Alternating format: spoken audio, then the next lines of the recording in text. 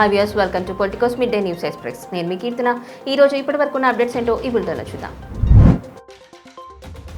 తెలుగుదేశం మహాపండగ మహానాడు సందర్భంగా పార్టీ కార్యకర్తలు, నాయకులు, అభిమానులకు పార్టీ అధినేత ఏపీ ముఖ్యమంత్రి చంద్రబాబు శుభాకాంక్షలు తెలిపారు.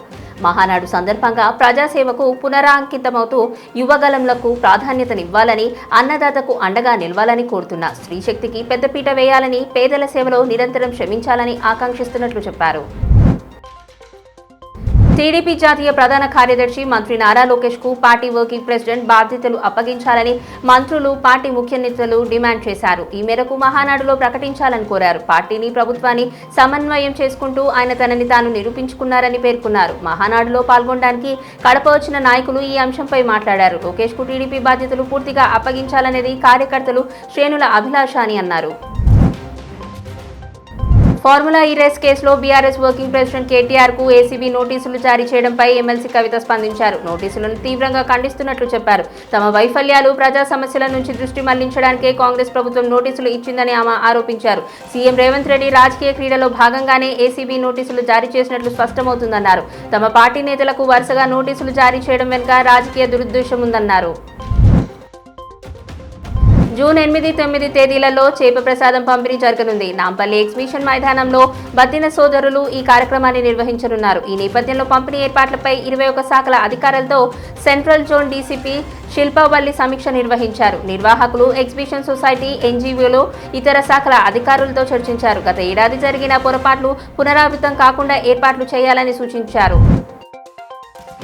పోలీస్ శాఖ కమాండ్ కంట్రోల్ సెంటర్ తరహాలో తెలంగాణ పాఠశాల విద్యాశాఖకు విద్యా సమీక్ష కేంద్రం అందుబాటులోకి రానుంది. పాఠశాల విద్యాశాఖ డైరెక్టరేట్లో నెలకొల్పిన ఈ కేంద్రం నుంచే రాష్ట్ర వ్యాప్తంగా పాఠశాలల వివరాలు, విద్యార్థులు, ఉపాధ్యాయుల హాజరు, వివిధ రకాల పథకాలను పర్యవేక్షించవచ్చు.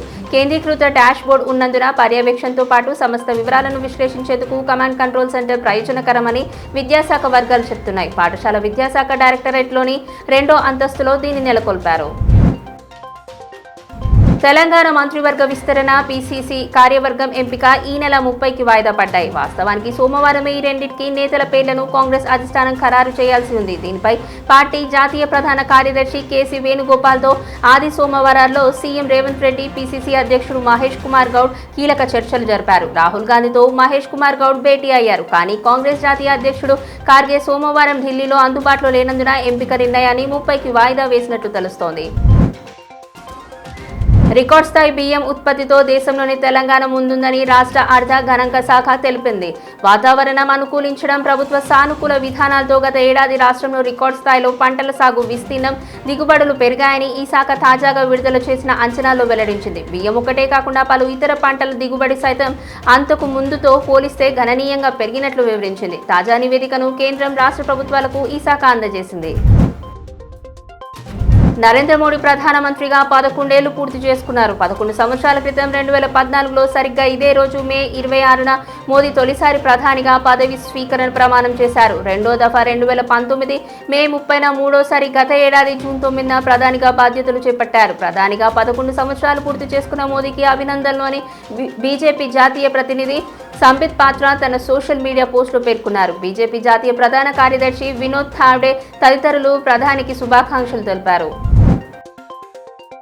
హార్వర్డ్ యూనివర్సిటీకి అమెరికా అధ్యక్షుడు డొనాల్డ్ ట్రంప్ యంత్రాంగానికి మధ్య విభేదాలు కొనసాగుతున్నాయి. ఆ విశ్వవిద్యాలయానికి అందాల్సిన $3 బిలియన్ల దక్కకుండా చేసే అంశాన్ని పరిశీలిస్తున్నట్లు ట్రంప్ పేర్కొన్నారు. ఈ మేరకు ఆయన ట్రూత్ సోషల్లో పోస్ట్ పెట్టారు. విదేశీ విద్యార్థులకు సంబంధించిన జాబితాను యూనివర్సిటీ ఇంకా అందించలేదని, దానికోసం ఎదురు చూస్తున్నట్లు ట్రంప్ పేర్కొన్నారు.